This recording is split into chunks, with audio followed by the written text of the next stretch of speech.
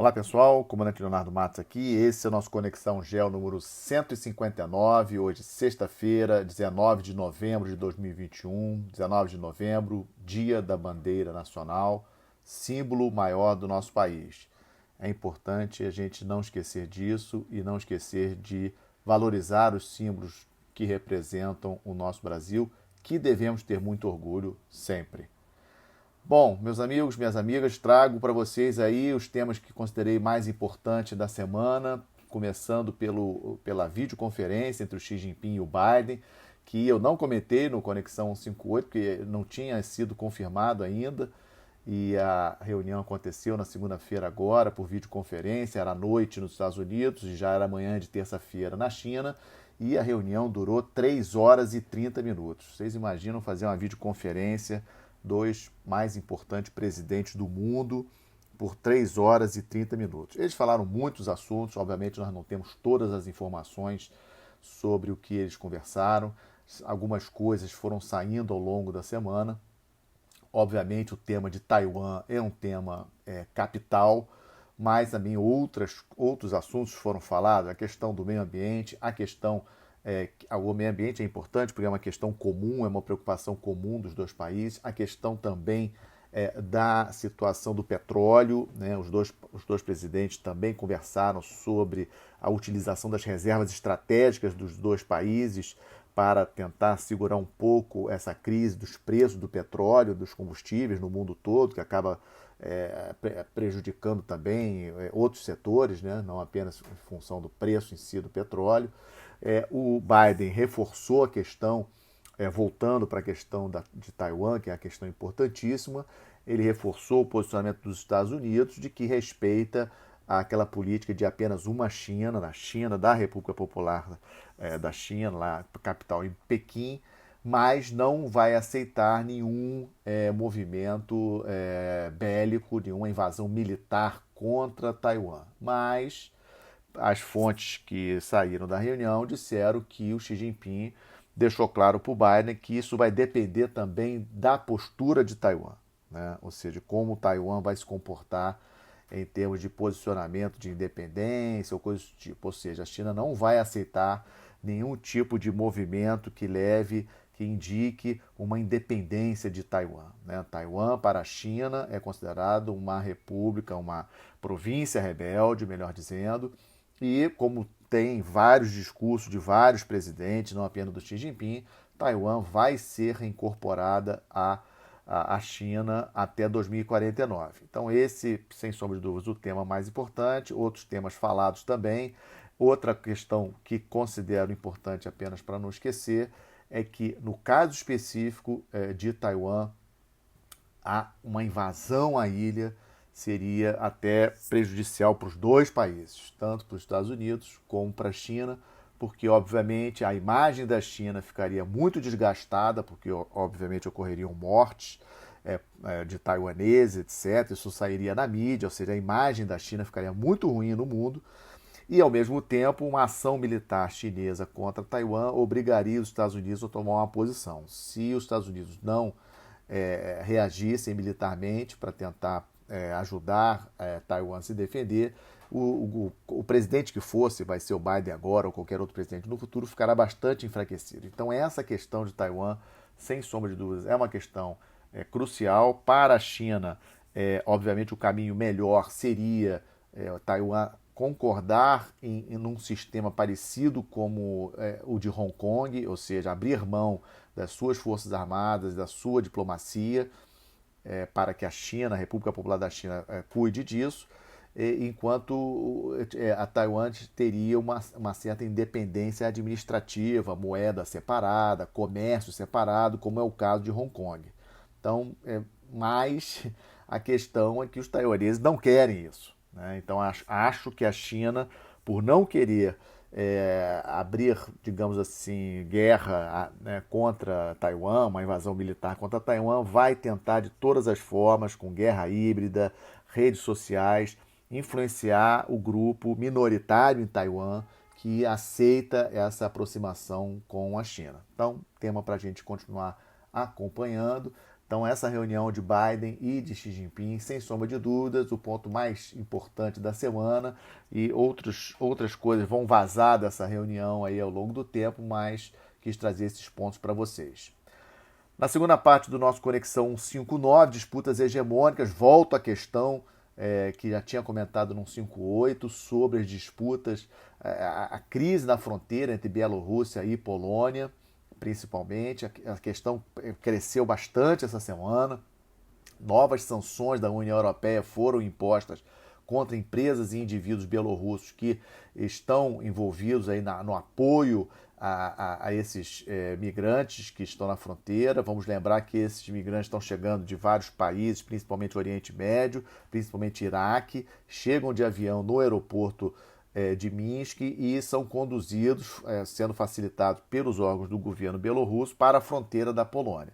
Então essa situação é uma situação grave, continua grave e traz para a gente como reflexão esse uso deplorável de seres humanos como arma geopolítica. Esse é um ponto que eu queria frisar com vocês, porque o que está acontecendo hoje com a Bielorrússia e Polônia ali na fronteira pode vir a acontecer com outros países. Nós lembramos que a Turquia, por exemplo, possui milhões de refugiados em campos de refugiados que vieram da guerra da Síria, do próprio Iraque, do Afeganistão, de outros lugares.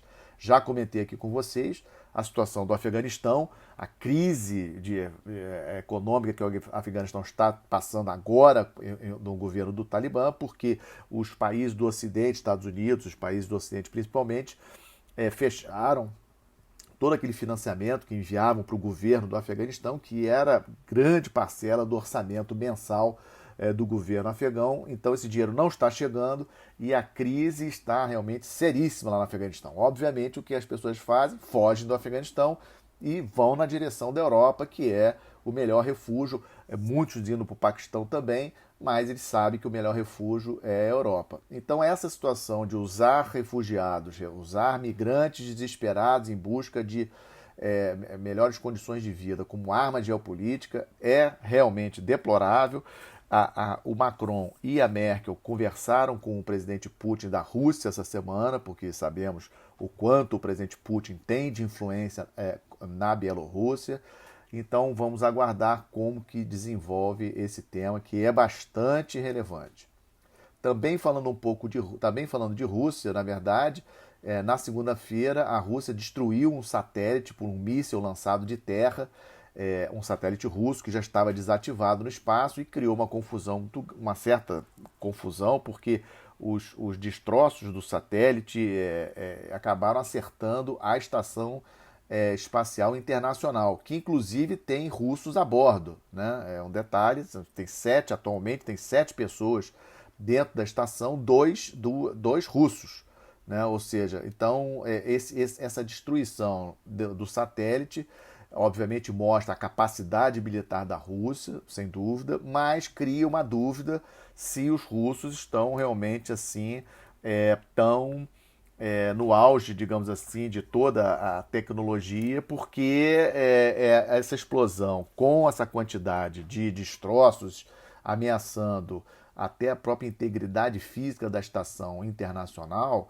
me parece mais um erro do que qualquer ato proposital. Lógico que os Estados Unidos estão falando que os russos fizeram isso de propósito, etc., sabiam o que estavam fazendo, etc., mas eu já desconfio que pode ter sido mesmo um erro de cálculo e isso é ruim para a Rússia. Até hoje, esse lançamento da Rússia, a destruição de um satélite por um míssil lançado de terra, foi o 4º evento desse tipo já ocorrido, né? O primeiro aconteceu pela China em 2007, em 2008 os Estados Unidos também destruiu um satélite, a Índia destruiu em 2018 e a Rússia agora, ou seja, China, Estados Unidos, Índia e Rússia. 4 países importantíssimos no sistema internacional que sempre que eu posso menciono nas minhas aulas e minhas palestras, que são realmente 4 países para termos bastante atenção. E também lembra a gente como que o espaço virou mesmo um domínio geopolítico de disputa relevante, cobiçado, e que acabou levando os Estados Unidos, por exemplo, a criar uma outra força armada, força espacial, né, independente das demais forças. Os Estados Unidos já concluindo a necessidade de conhecer mais e investir, entender mais e estar mais presente nesse novo domínio do conflito, domínio da guerra de uma maneira geral. Terceira parte, balanço da pandemia, crise na Alemanha, Áustria, República Tcheca. A Rússia melhorou um pouquinho, os números da Alemanha, da Áustria, da República Tcheca muito altos em termos de novos casos, muitas vezes maior do que o Brasil. O Brasil, inclusive, está com a média menor do que a média mundial no momento, em termos de novos casos, e preocupa, logicamente. A própria curva francesa também está com uma ligeira ascensão, a curva do Reino Unido também, mas a curva alemã e a curva da República Tcheca realmente impressionantes e, obviamente, isso vai acabar levando, e já está acontecendo isso, né, a pressionar os hospitais e a aumentar o número de mortos, né? Então, vamos acompanhar. Sabemos que grande parte disso é por conta dos não vacinados, então esse é um ponto importante. A Alemanha, a Áustria apertaram a política contra os não vacinados, até proibindo de andar em transporte público se não provar que foi vacinado e que está ok em termos de exames de Covid. Então, vamos continuar acompanhando essa situação na Europa, porque preocupa. E também saiu essa semana uma notícia muito, muito triste de que, no prazo de um ano, concluído em abril, saiu essa estatística somente essa semana, nos Estados Unidos, 100 mil americanos morreram de overdose, né? E por que eu trago isso dentro do pacote do balanço da pandemia? Porque esse período foi de abril do ano passado até abril desse ano, 100 mil mortos, foi um aumento de 30% em relação ao ano anterior. Ou seja, logicamente que a questão da pandemia tem que ser levada em consideração, a questão do confinamento, incerteza com relação à economia, isso tudo acaba levando muitas pessoas, especialmente jovens, a apelar para as drogas e acabar acontecendo essa tragédia, que são essas mortes todas nos Estados Unidos por overdose. No quadro do Estamos de Olho, guerra civil na Etiópia, estamos acompanhando, muita atenção, inclusive uma possibilidade da Etiópia se explodir, digamos assim, em termos de se dividir em estados diferentes.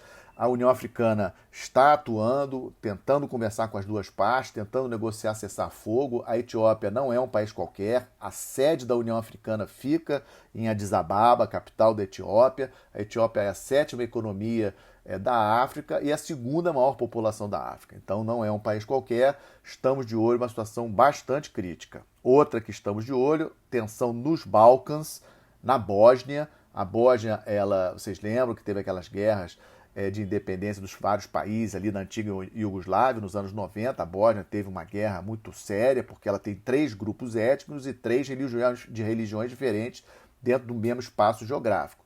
A paz de 1995, né, o Acordo de Dayton, que eles chamam, estabeleceu a divisão administrativa em 2 regiões administrativas independentes, uma Sérvia dentro da Bósnia e outra Bósnia-Croata dentro da Bósnia, né? São 2 regiões dentro do espaço geográfico da Bósnia. E o presidente da parte sérvia começou a anunciar a saída dos sérvios do exército do país e de posições no governo do país de uma maneira geral, ou seja, indicando a possível criação de um Estado sérvio dentro da Bósnia ou até mesmo se juntar à própria Sérvia. Lógico que a Rússia está muito interessada, a Sérvia tem muitas relações com a Rússia interessada nesse tema, mas aí aparecem outros atores, como por exemplo a Turquia, que apoia muito a Bósnia, né, os bósnios, porque eles são muçulmanos. Então, assim, a situação ali na região bastante tensa e estamos acompanhando. Em relação às eleições, resultado na Argentina, que nós tínhamos comentado no último Conexão Gel, o governo perdeu o Senado, mas não perdeu ainda a maioria na Câmara. Então, foi ruim, porque o governo perdeu a maioria no Senado, mas poderia ter sido pior. E segue o drama da economia argentina, 52% de inflação anual, a 5ª maior inflação do planeta. No Chile, eleições nesse domingo, os 2 candidatos estão bastante emparelhados, o candidato da direita, o José Antônio Kast, e o da esquerda, Gabriel Boric. Tudo leva a crer, teremos o segundo turno nas eleições chilenas, o segundo turno marcado para 19 de dezembro. Lembrando que o Chile está processando aí, preparando, já está discutindo a sua nova Constituição, que somente será promulgada no ano que vem, já no governo do novo presidente, que saberemos no dia 19 de dezembro. As eleições na Venezuela são eleições municipais e regionais, 23 governadores, 335 prefeitos, pela primeira vez, depois de muitos anos, terão observadores internacionais. Essa é uma excelente notícia, né? Há muitos anos que não tem observador, 15 anos que não tem observadores internacionais em eleições na Venezuela, e essa é uma aposta de que pode ser, eu acho que os Estados Unidos ele apostou nesse viés, o governo Biden agora apostou nessa linha de tentar, pelo lado da democracia, mudar o jogo na Venezuela. Vamos acompanhar, sem sombra de dúvidas, um tema importante. E para fechar o nosso Conexão, como sempre, trago uma boa notícia do Brasil para vocês. No mês de outubro fechamos com outro superávit, um superávit menor, mas que totalizando todos os 10 meses desse ano, já é bem maior do que o superávit comercial, de balança comercial do ano passado. Nós atingimos a marca de 58,51 bilhões de dólares, né? É uma marca 30% maior que a do ano passado e acho, sem sombra de dúvidas, um ponto importante, uma notícia boa. Mantemos aí a China como nosso grande comprador, né? Na verdade, a China hoje é o nosso maior comprador e maior fornecedor de bens nesse comércio internacional, 3 vezes maior do que os Estados Unidos, é importante a gente lembrar isso. A China hoje representa 1/3 de todas as exportações brasileiras, enquanto que os Estados Unidos corresponde a 10%. Então, sem sombra de dúvidas, a China é um parceiro importantíssimo para o Brasil e que nós não podemos esquecer isso na hora das nossas decisões. Com isso, fecho nosso Conexão GEO número 159, desejando a vocês uma excelente sexta-feira, excelente final de semana. Até a próxima sexta-feira. Muito obrigado.